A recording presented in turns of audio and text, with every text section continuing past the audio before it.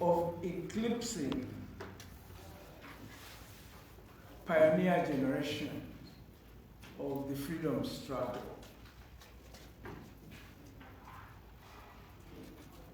Let me open my address by first drawing your attention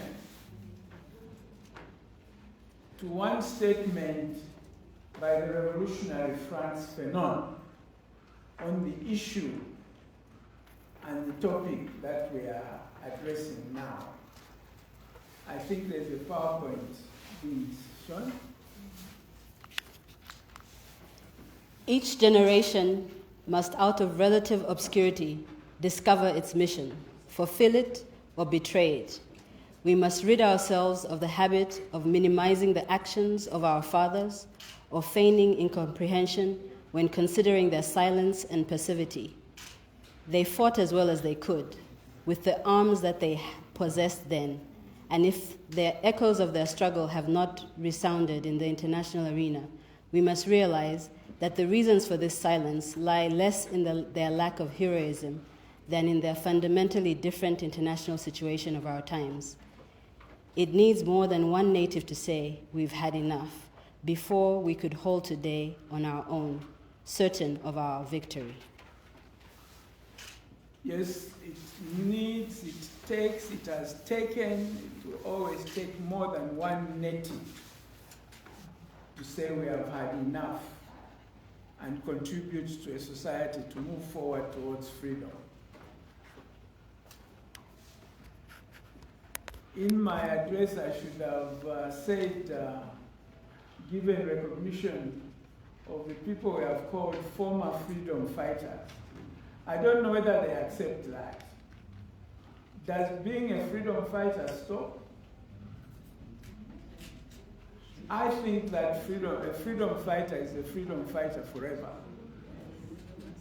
So even as long as they are around, as long as they've left the record, they are participating in the freedom struggle.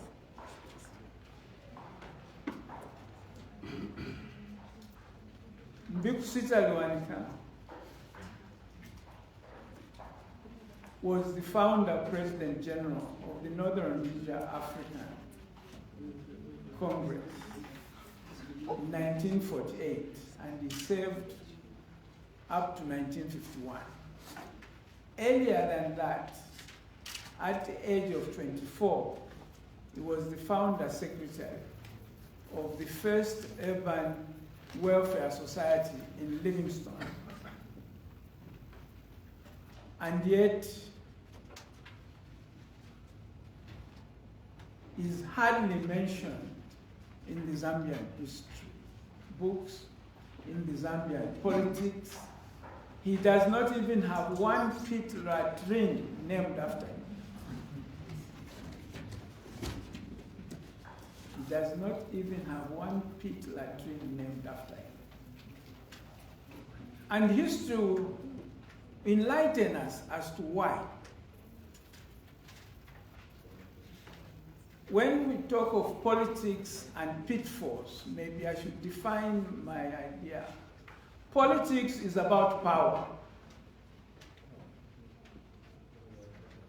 And the politics of ignoring founding fathers, pioneers, other contributors to the freedom struggle is part of a power game for those who seek to monopolize power and exclude others from even credit for the power they enjoy. The title of the conference is Forgetting.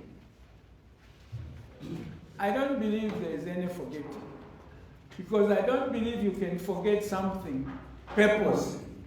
I don't think you can forget something deliberately. The eclipsing of the founding generation of freedom fighters is not a matter of forgetting. It's a deliberate power game for purposes of monopolizing power. The pitfall of that is the other thing we have to look at. What has it cost us that this has taken place? What have we lost in terms of ideas, in terms of approaches, and so on. I hope in the course of this opening remarks of mine, I'll hint towards what we have lost. Perhaps also, I should say that the reason I say it's deliberate is because the people who create this invisible man of Mbikusita Lewanika in their books are not among the totally ignorant people who don't know about him. So they leave him out deliberately. In my paper, I quote a few papers to that effect.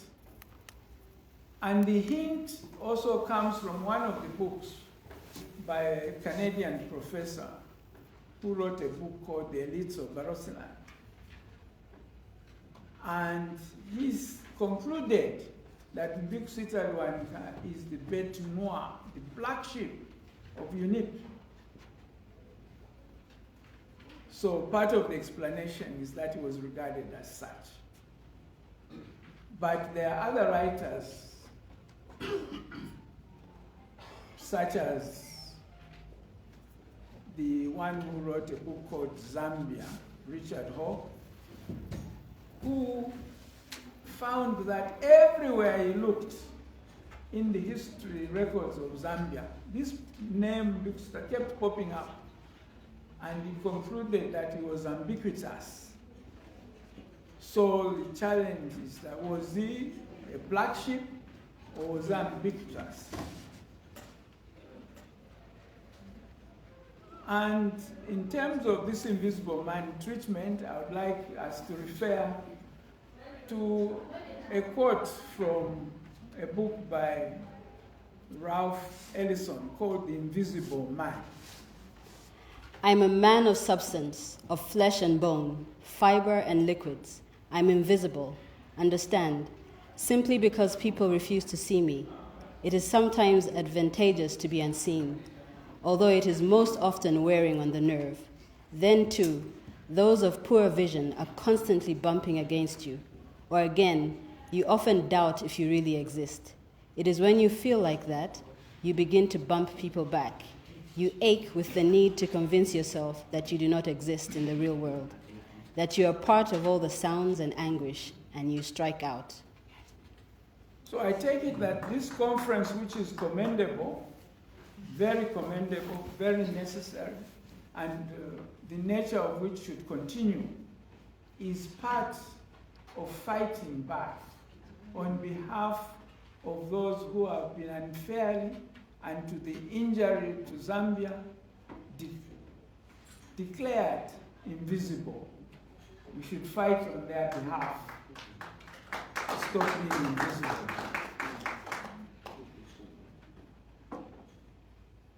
The generations of the freedom struggle can be divided in many different ways. I choose to divide them at least in three. In looking for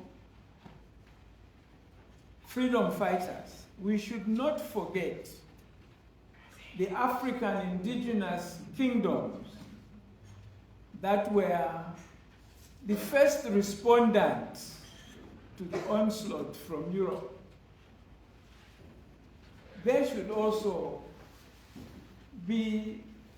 have their contribution recognized. They heard rumors of the Berlin Conference.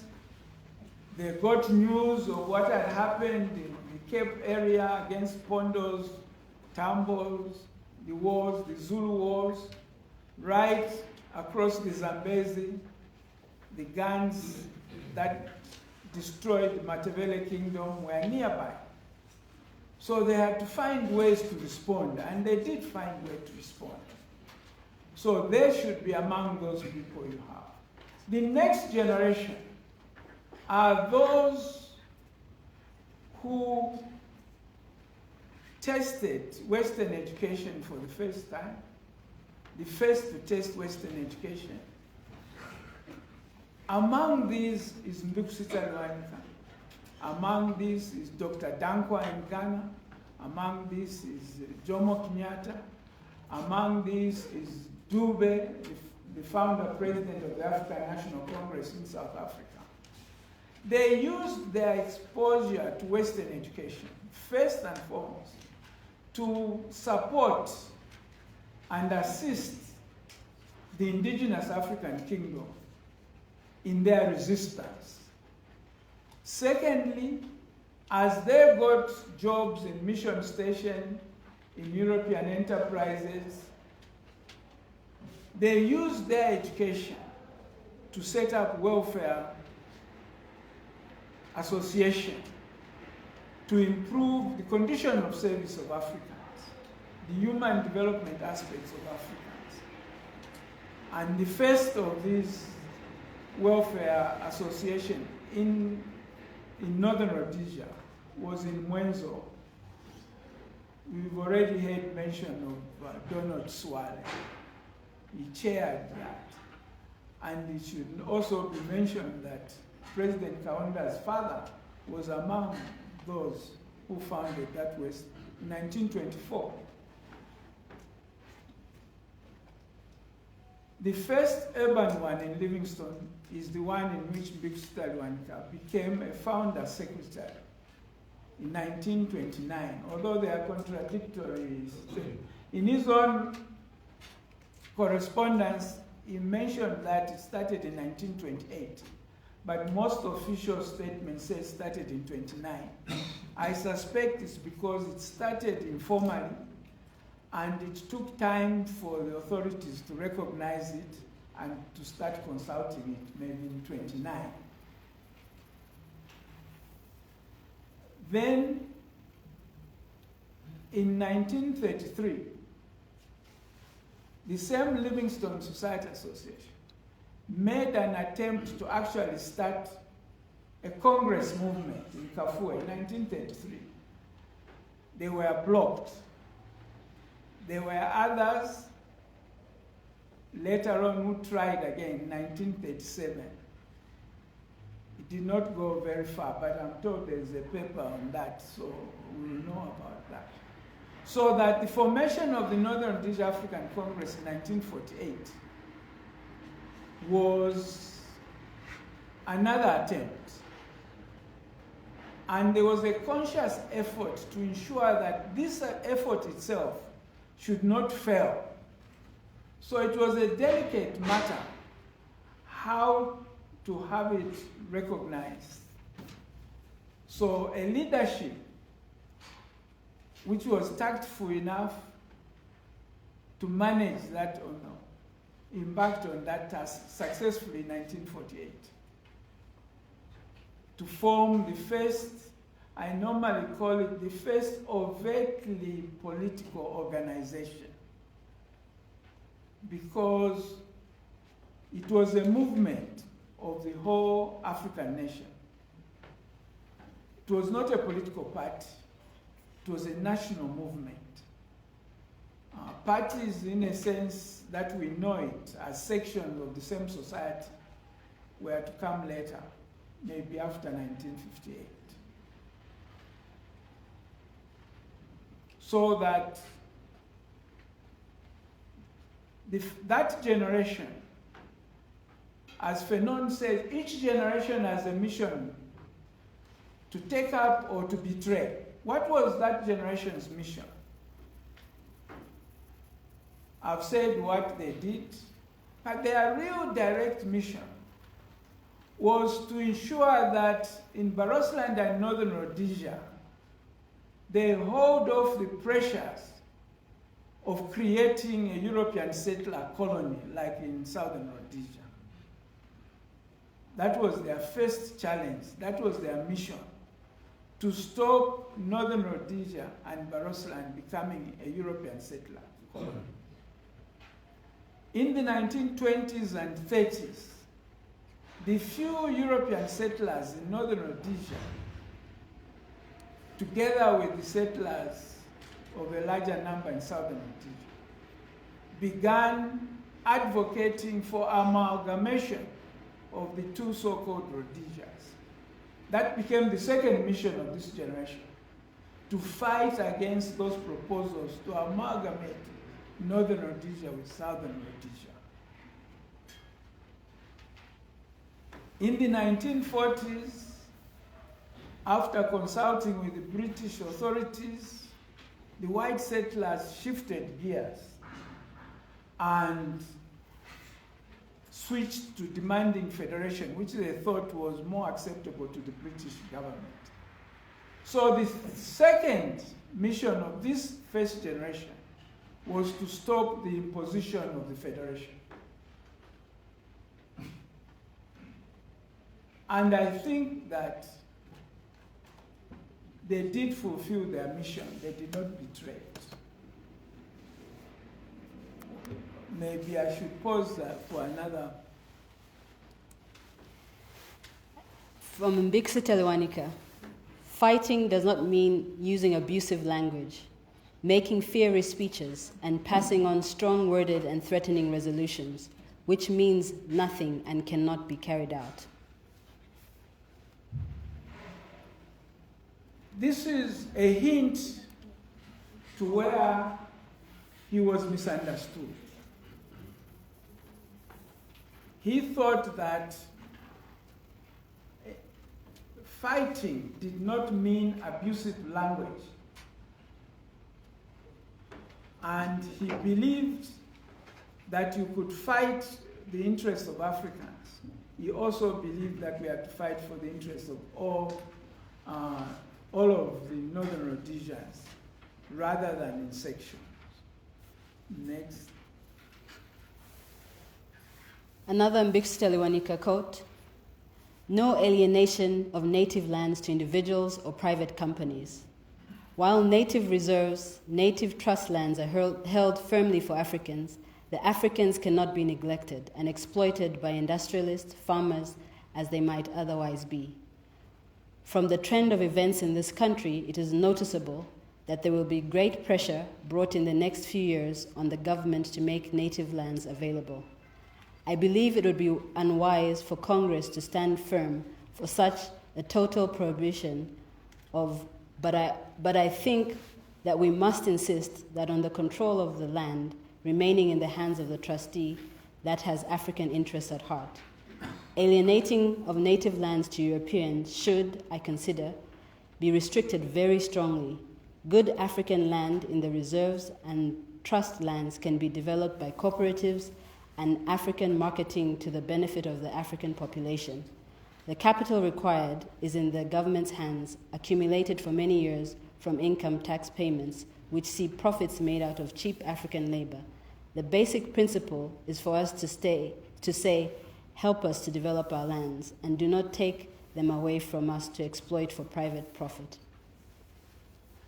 The purpose of this, I'm bringing it up because the narrative that has been popularized is that he was conservative.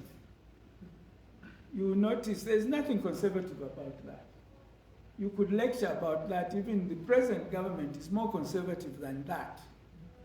On the issue of land, he was very strong.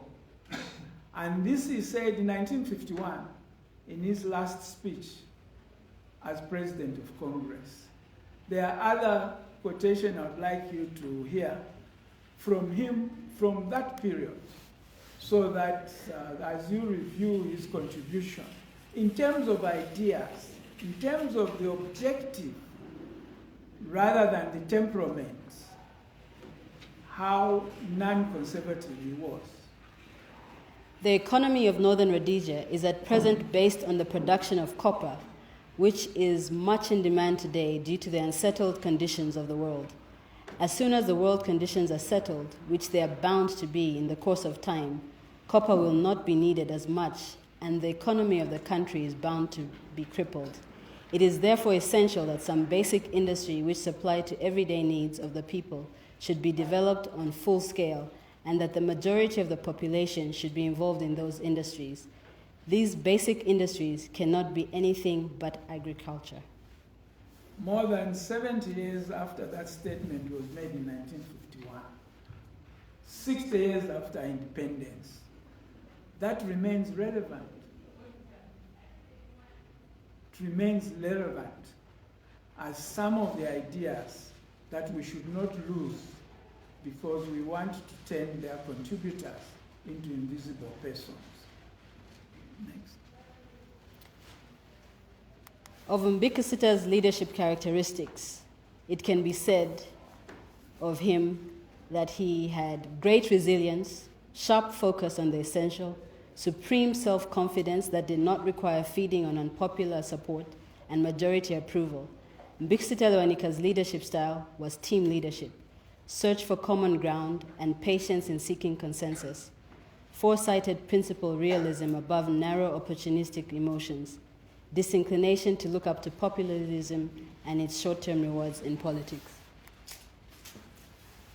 The characteristics of team work. The African Congress, the Northern British African Congress, had two founding slogans. One was a carryover from the African National Congress of South Africa. One man, one man, or you only know one Zambia, one leader. So the slogan that you know is a contradiction of the original slogan of teamwork. So some of the things we have lost by neglecting the ideas from the founding generation was one of collective leadership rather than what we have developed, personalized leadership, a ruling party thinking it owns government, that the government of Zambia is a UPND government, that the government of Zambia is a PF government, is an MMD government, is a UNIP government, everything except being a national government.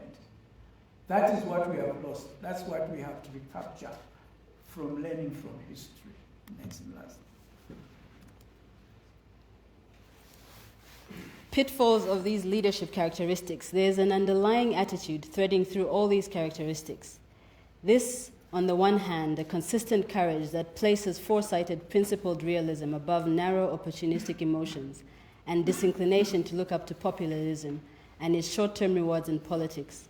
Conversely, it is an undying commitment to his father's generation. These characteristics make Mbikusita Lewanika a bête noire in the propaganda narrative of history, which explains why he has been subjected to many impediments and alignment of his life's public service without surrendering any aspect of his mission. This is a mission for Barotseland's interest being respected with a voluntary, integrated, independent Zambia, but on the basis of the Barotseland Agreement 1964, which he calmly, diplomatically, but unsuccessfully worked to have the Zambians reinstate and respect. If I had time, I would have said his life story in terms of his contribution. Apart from the Livingstone welfare, he was president of the Kitwe African Society from 1944. It's the Kitwe African Society that proposed the amalgamation of welfare societies in 1946, where his colleague Daud Yamba was elected as president. It was the Kitwe Society again in 1948. After Europeans had formed their political party in 1946, the Labour Party, and two Africans had been given seats in the Legislative Assembly, it was proposed for the Federation of Welfare Association to be transformed into an overtly political party, which became the Congress. I should have also said that in 1968, he became the Lutunga of Barotseland, which did not please the powers that be. Probably the referendum of 1969, probably the abrogation of the Barotseland Agreement which tore up the only legal, consultatively drawn, agreed arrangement that makes Barossa an integral part of Zambia. It was torn up by people who wanted to forget history and betray their commitments as part of the expression of their displeasure with him. He spent his liturgy marshalling all his softness, his patience, his friendliness, his diplomacy, pleading with the Zambian government not to tear up Zambia by tearing up the Barossa Agreement. He died having failed. With that failure, on top of having abolished the multi-party system, sometimes, which I think is a mockery, although I'm surprised many Zambians don't think so. They think Harry Nkumbula, one of Harry Nkumbula's contribution to national unity was the Choma Declaration. How can you build national unity based on surrendering our freedom of association? And in any case, by the time of the Choma Declaration, they had already changed the constitution. They had already laws making it illegal to have another political party. So they betrayed the multi-partyism. And this is why I'm saying, with this experience of betraying the foundational principles of the generation that started the struggle for independence, we reach a point where I pause and reflect upon a poem by Black American poet Langston Hughes about what happens to a dream deferred. Because the promises of independence have been deferred. What happens to those dreams of independence that have been deferred? What happens to a dream deferred? Does it dry up like a raisin in the sun, or fester like a sore and then run? Does it stink like rotten meat, or crust and sugar over, like a syrupy sweet? Maybe it just sags like a heavy load, or does it explode? A dream deferred. Does this just sag like a heavy load? People just complaining and being tired and being unhappy? Or does it explode? Amen.